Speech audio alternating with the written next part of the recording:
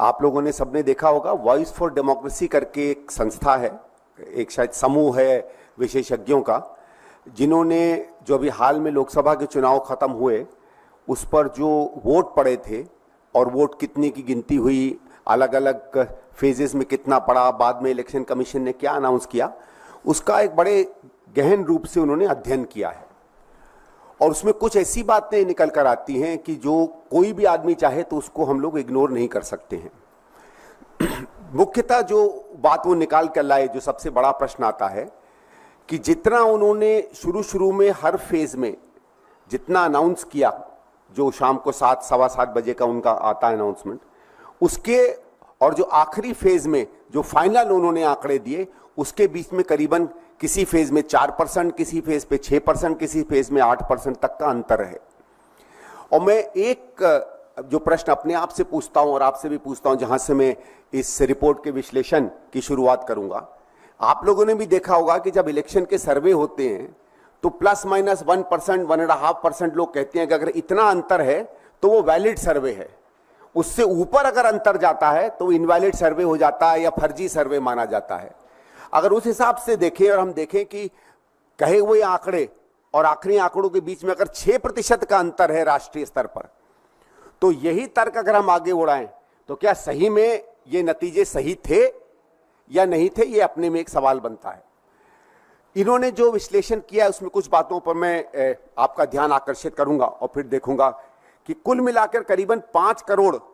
ऐसे वोट हैं जो बाद में आते हैं।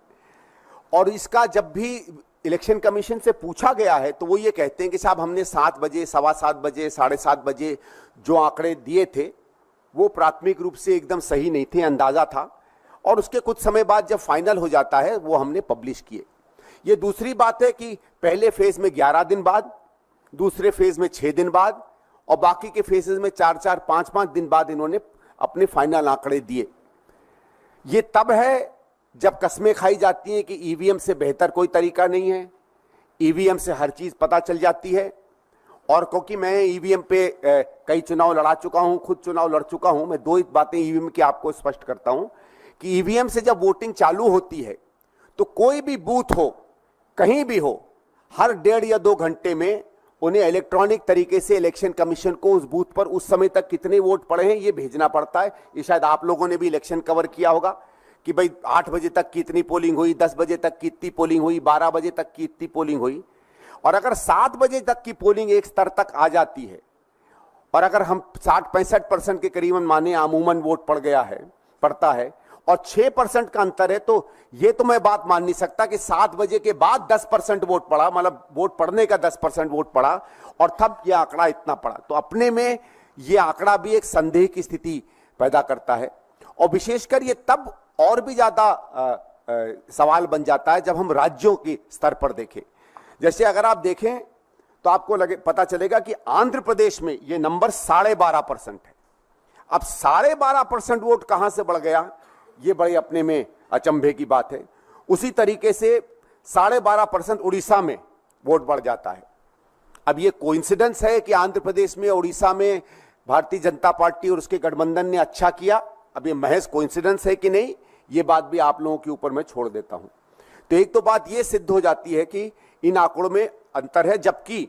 और मैं उस समय भी इलेक्शन में इन्वॉल्व रहा हूं जब बैलेट से काउंट हुआ करता था। मैं आपको बता सकता हूं तब तो पोलिंग के 2 या 3 दिन बाद काउंटिंग हो जाती थी। हम लोगों को फॉर्म्स 17C मिल जाया करती थी। मैं खुद आपको 84 का अनुभव बताता हूं। 84 क्योंकि आज के हिसाब से तो एक समझ लीजिए डायनासोर के युग का टेक्नोलॉजी इस्तेमाल होती थी।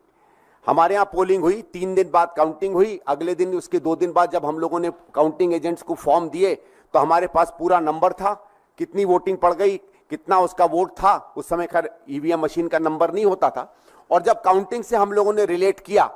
तो पाया कि 99.9% काउंटिंग बिल्कुल मैच कर रही है। तो जब मैनुअल के जमाने में इतनी हाई तरीके की एक्यूरेसी हुआ करती थी, इलेक्ट्रॉनिक जमाने में जो जाना जाता है अपनी एक्यूरेसी के लिए, इतना ज्यादा अंतर हो जाए, कुछ राज्यों में 12-12, 15-15% का अंतर हो जाए, ये अपने में पूरी की पूरी इलेक्शन प्रक्रिया पर सवाल खड़े करता है। फिर एक बात इसमें बताई गई जो बड़ी रुचिपूर्ण है, वो ये कहते हैं कि जब इलेक्शन कमीशन से पूछा गया तो इलेक्शन कमीशन ने कहीं ये जवाब दिया कि साहब कभी कभी हमको दिक्कत आती थी, हम पूरी इंफॉर्मेशन नहीं बता पाते थे, कभी नेट नहीं चलता था। तो ये तो इस बात से बिल्कुल विरोध में आता है कि जब प्रधानमंत्री हमारे कहते हैं कि देश पूरा डिजिटल इंडिया हो गया है, हर चीज की खबर मेरे पास आती रहती है, कोई ऐसी जगह नहीं बची है जहां 5G 4G नहीं चल रहा है, तो जब हम इतनी टेक्नोलॉजी में आगे बढ़ गए हैं तो इतना बड़ा अंतर क्यों आता है। फिर एक और आंकड़ा इलेक्शन कमीशन ने दिया, जो खुद वो आंकड़े का जवाब ही इलेक्शन कमीशन की इस पूरी प्रक्रिया पर सवाल खड़ा करता है। इलेक्शन कमीशन ने 2019 के बारे में बताया कि तब भी कुछ फेजेस में हम लोग देरी से डेटा दे पाए थे, ठीक है, लेकिन उस समय जो डेटा इन्होंने 7 बजे तक दिया था अलग अलग फेजेस का, और अंत में जो डेटा आया था उसमें 1 से भी कम का अंतर था, लेस देन 1% डिफरेंस था। चलिए 1% का डिफरेंस हो सकता है, 7 बजे के बाद पोल पड़ा हो, कहीं खबरें नहीं आई हो, कहीं इंटरनेट नहीं चल रहा हो, लेकिन जब 5 साल में टेक्नोलॉजी आगे बढ़ जाती है, देश विकास के रास्ते पे माना जाता है, चढ़ता चला जा रहा है,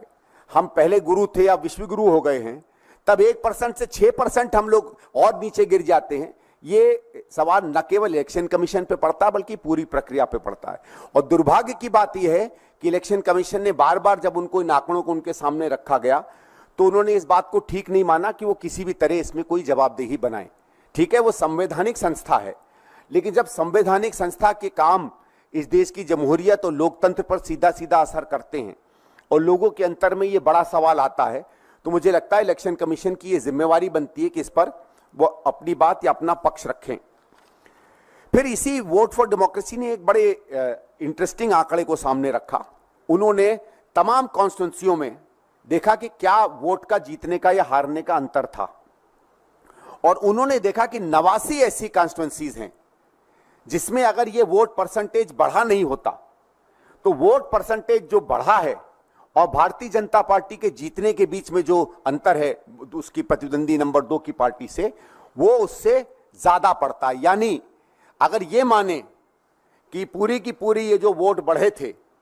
इसमें शायद अगर कोई धांधली हुई है, तो ये मान लीजिए कि 89 सीटें ऐसी हैं जो भारतीय जनता पार्टी इस मैनिपुलेशन से जीती है। चलो मान लेते हैं 89 नहीं, ये मान लेते हैं कि 6.5% नहीं, 1% तो नॉर्मल होता था, तो उसको आप 6% मान लीजिए, 5.5% मान लीजिए, 5% मान लीजिए, तब भी 55 से 60 सीटें ऐसी हैं जिस पर संदेह का एक सवाल खड़ा होता है। अगर आप 50-55 सीटें इसमें भारतीय जनता पार्टी की कम कर देते हैं और उनकी विरोधियों पार्टी की बढ़ा देते हैं, तो आप खुद ही समझ सकते हैं कि उसके बाद जब 4 तारीख के बाद शपथ ली जाती तो किस दल का या किस समूह का इंसान जो है प्रधानमंत्री बनता। तो मेरे ये सीधे सीधे सवाल इलेक्शन कमीशन से बनते हैं कि ये रिपोर्ट, और ये रिपोर्ट बहुत ही डिटेल में, मैं आप लोगों से आग्रह करूंगा इस रिपोर्ट को देखें, उसके कुछ ही पन्ने में लाया हूं। उन्होंने कॉन्स्टिट्यूंसी वाइज इसका विश्लेषण किया है, फेज वाइज विश्लेषण किया है, राज्यवार किया है,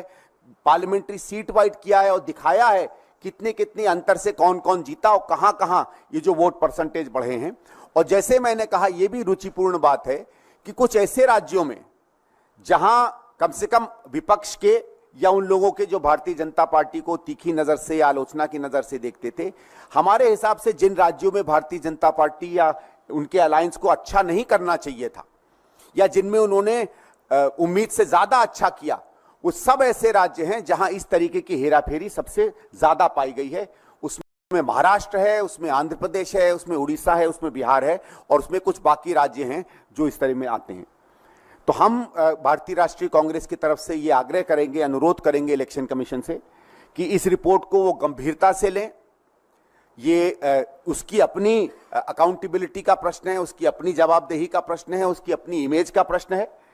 सामूमन आप जानेंगे कि हिंदुस्तान के लोग, हमारे वोटरों ने हमेशा इलेक्शन कमीशन को एक सम्मान की स्थिति में पाया है, लेकिन पिछले कुछ सालों से, खासकर 8-10 साल से जिस तरीके के उसके काम रहे हैं, उसकी कई चीजें संदेह के घेरे में आती हैं। और अगर इस रिपोर्ट पर वो संतोषजनक जवाब नहीं देती है तो ये गंभीर प्रश्न बनेंगे। मैं आशा करूंगा कि चाहे इस बात से, चाहे और जो तमाम नागरिक समूह से ये सवाल पूछ रहे हैं, वो अपनी जवाबदेही मानेंगे और सवाल देंगे। और अगर ऐसा नहीं होता है